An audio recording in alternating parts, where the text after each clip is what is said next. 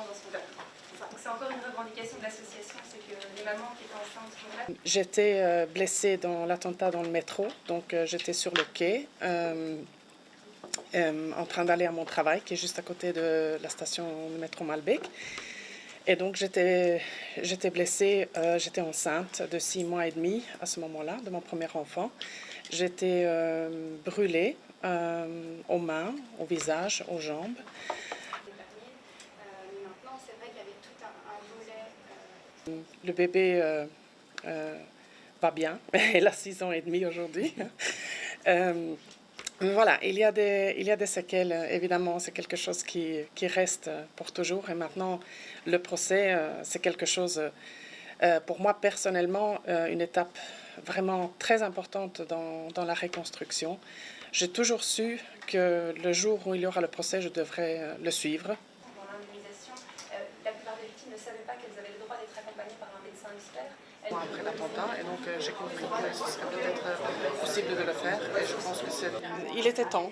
Voilà, ça fait longtemps qu'on comprend que c'est une enquête qui a duré très longtemps. On comprend aussi qu'il fallait attendre le procès de Paris, mais voilà, maintenant c'est le moment, ça commence, ça va être très long, et ça va être une épreuve, mais c'est essentiel. Pour moi personnellement, c'est essentiel de suivre dans la mesure du possible le procès.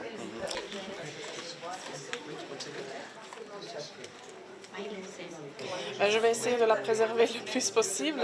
Ce n'est pas facile parce que voilà, les enfants sont des éponges et ils ressentent ce qui se passe et elle entend ce qui se passe autour d'elle. Mais voilà, je vais essayer de ne pas trop l'impliquer là-dedans. Petit à petit, elle apprend son histoire, mais elle est encore jeune et donc elle va connaître tout, mais petit à petit.